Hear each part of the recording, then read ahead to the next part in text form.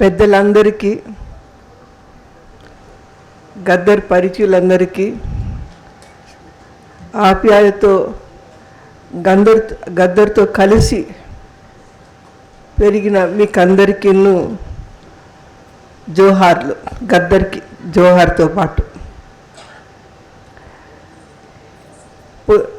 ఈ 2 గంటలుగా గద్దర్ జ్ఞాపకార్థం మాట్లాడుతుంటే దుఃఖం వచ్చింది, బాధ ఉండింది, కోపం వచ్చింది, తర్వాత ఒక సెలబ్రేషన్ కూడా. ఎన్ని రకాల ఎమోషన్స్ బయటకు వచ్చాయో ఈ అందరిది వింటుంటే.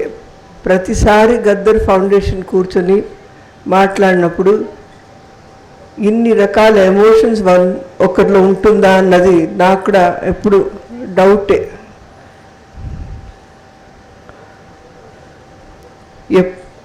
ఏప్రిల్ 26th నాడు మనం నెమరేసుకుంటున్నాము.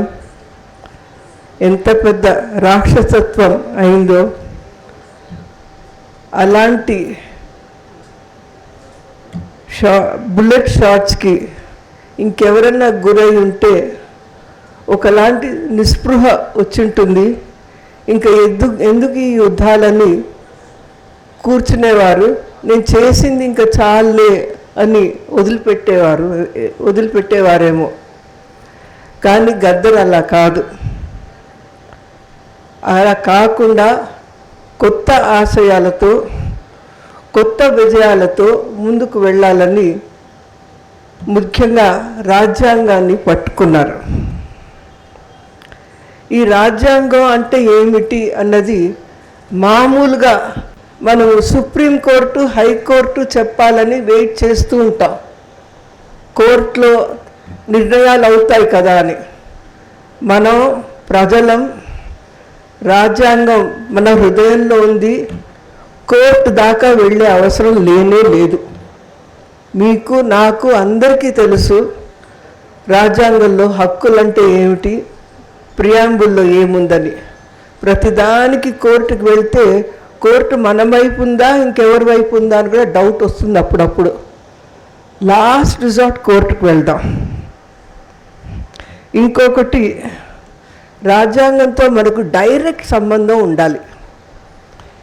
మనకు రాజ్యానికి నడుమ ఇంకెవరిని పెట్టకండి, రాజకీయ నాయకుల్ని పెట్టకండి, ఎవరిని పెట్టకండి. ఒక పేదవానికి డైరెక్ట్గా రాజ్యాంగంతో సంబంధం ఉండాలి. అంటే అర్థమైంది. ఇప్పుడు మనం రాజ్యాంగం ప్రియాంబుల్ అన్నప్పుడు ఒక ప్రార్థనలాగా చేస్తాం. కానీ మనం నిత్య జీవితంలో మనం చేసే ప్రతి పెటిషన్లోనూ రాజ్యాంగం ఉంది. అది మనం గమనించాలి.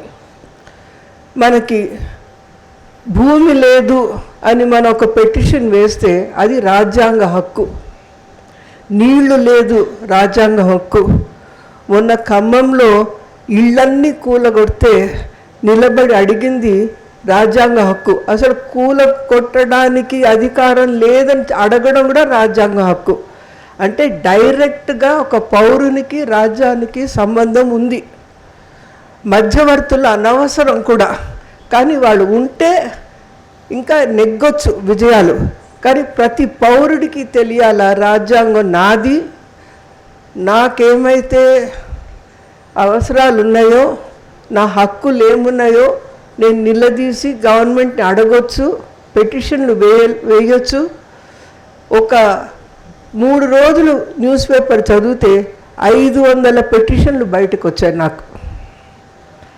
అంత సంబంధం ఉంది పౌరులకి రాజ్యాంగానికి. ఆ సంబంధాన్ని మనం దృఢపరచాలా.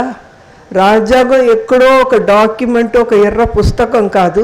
రాజ్యాంగం మనము, మన జీవితము, మన ప్రయాణము, మన హక్కు అని చెప్పి గద్దర్ మనందరికీ రాజ్యాంగం మీద నమ్మకం పెట్టండి అని చెప్పిన మహా వ్యక్తి గద్దర్.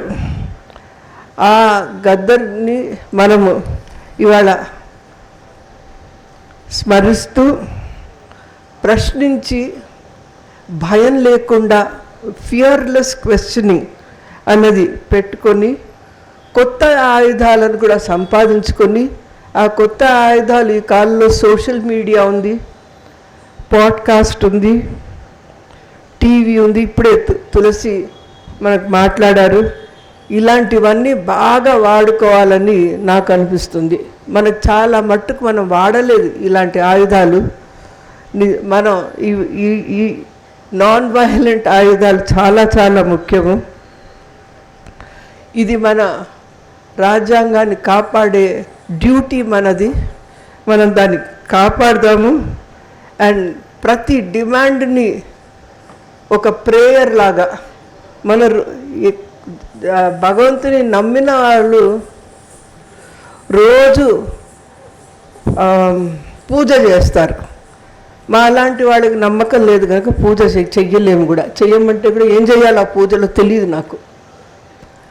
కానీ ఒక ముఖ్యమైన పూజ ఏంటంటే రాజ్యాంగంలో ఉన్న ప్రిన్సిపల్స్ని మనము నిత్య జీవితంలో అవలంబించటము, ప్రశ్నించడము. ఆ ఒక్క పూజ చేస్తే చాలని నాకు అనిపిస్తుంది. అది దేవుని మనం స్మరించినట్టే. రాజ్యాంగాన్ని స్మరిస్తే నాకు ఇంతకంటే మాట్లాడడానికి అది నేను కోదండరామ్ గారితో చెప్తున్నాను. నాకెందుకు ఈ ఇబ్బంది పెడతారో. నా రాజ్యాంగ హక్కు ఏంటంటే మాట్లాడకుండా అందరి మాటలు వింటే చాలుని. కానీ ఎప్పుడు నా రాజ్యాంగ హక్కు పోతుంది గద్దర్ ఫౌండేషన్ మీటింగ్లలో. ఇంకా మీదట నన్ను బలవంతం చేయకండి, నేను మాట్లాడను, మీరు చెప్పేది వింటాను. Thank you.